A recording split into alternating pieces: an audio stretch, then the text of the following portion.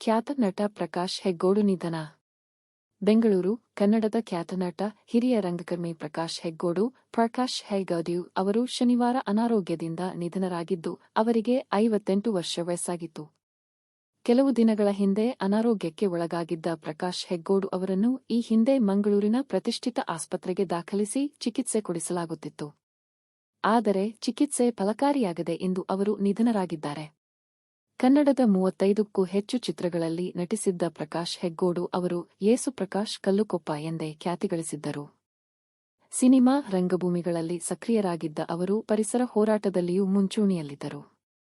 ಅವರು ಪತ್ನಿ, 2 ಪುತ್ರಿಯರು ಮತ್ತು ಓರ್ವ ಪುತ್ರನನ್ನು ಅಗಲಿದ್ದಾರೆ. ಪ್ರಕಾಶ್ ಹೆಗ್ಗೋಡು ಅವರು ಶಿವಮೊಗ್ಗ ಜಿಲ್ಲೆಯ ಸಾಗರ ತಾಲೂಕಿನ ಪುರಪ್ಪೆಮನೆಯವರು. ನಾಳೆ ಮಾರ್ಚ್ 31 ಅವರ ಅಂತಿಮ ದರ್ಶನಕ್ಕೆ ಅವರ ಸ್ವಗೃಹವಾದ ಪುರಪ್ಪೆಮನೆಯಲ್ಲಿ ಅವಕಾಶ ಮಾಡಿಕೊಡಲಾಗುತ್ತದೆ. ಆತ್ಮೀಯರು, ರಂಗಕರ್ಮಿಗಳು ಹಾಗೂ ಸಾರ್ವಜನಿಕರು ಅಂತಿಮ ದರ್ಶನ ಪಡೆಯಬಹುದು ಎಂದು ಮೂಲಗಳು ತಿಳಿಸಿವೆ. ಸಿನಿಮಾ ಹಿನ್ನೆಲೆ. ಯಶ್ ಅವರ ಜತೆ ರಾಜಾಹುಲಿಯೋ, ಶಿವರಾಜ್ಕುಮಾರ್ ಅವರೊಂದಿಗೆ ಅಸಂತ, ಅಭಾಗ್ಯದ ಬಳೆಗಾರ, ಉಪೇಂದ್ರ ಅವರೊಂದಿಗೆ ಕಲ್ಪನಾ 2 ಜತೆಗೆ ಇರುವ ಅಮಾರ್ಡರ್ನ್, ಮಹಾಭಾರತ ಮುಂತಾದ ಸಿನಿಮಾಗಳಲ್ಲಿ ಖಳನಟನಾಗಿ, ಪೋಷಕ ನಟನಾಗಿ ಮಿಂಚಿದ್ದರು. ಸಾಮಾಜಿಕ ಜೀವನ. ಇತ್ತೀಚೆಗೆ ಹೊಸನಗರದ ಸಾರಾ ಸಂಸ್ಥೆಯ ಜೊತೆ ಗುರುತಿಸಿಕೊಂಡಿದ್ದ ಅವರು ಕೆರೆ ಪುನರುಜ್ಜೀವನ ಮೊದಲಾದ ಸಾಮಾಜಿಕ ಕಾರ್ಯಗಳಲ್ಲಿ ತೊಡಗಿಸಿಕೊಂಡಿದ್ದರು.